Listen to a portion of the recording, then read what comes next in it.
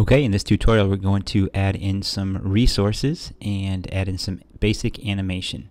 So we're going to click on the resources on the right hand side, and we are going to open up a Finder window and select and drag our resources onto the resources of Hype.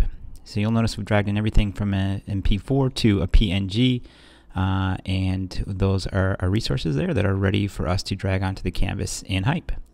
So we're going to start by taking just a triangle image, and we're going to build out this home page. Home page is going to have a little bit of a text, so we're going to select a text, and we'll modify that text the way we want it to look and feel. So we can just type that in and select all, and then we'll go to our text inspector, and we can change the font, we can change the color, and the size of that as well.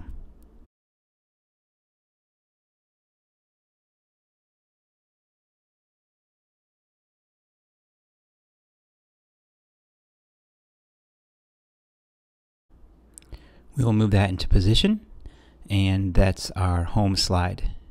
Now we're going to go over to our second slide, our learn slide, and on this slide we want again just a text prompt and a triangle.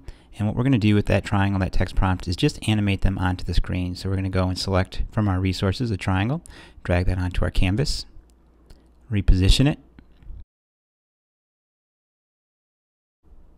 and then we're going to add some text. And that text box, again, we're going to just type it in how we want it, and then we'll resize it, and using our typography inspector we can adjust the look and feel of that text to how we want it to be and the color we want it to be.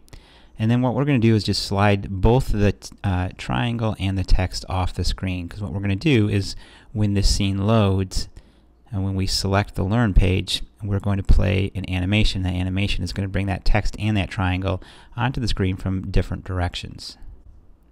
Okay, so down here at the bottom I have my timeline. This is very similar to a movie. Okay, and the red button is record, and when we press that record button, what Hype is doing is it's just capturing all the screen changes that are going on to the objects on my screen, and you'll see those little blue bars pop up, and what those blue bars mean is that there's some sort of movement for those objects.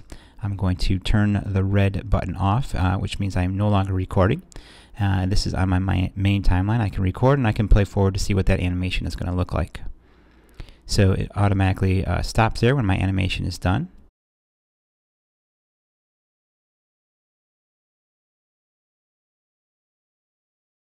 And I can preview that in my Safari window to see how that animation looks.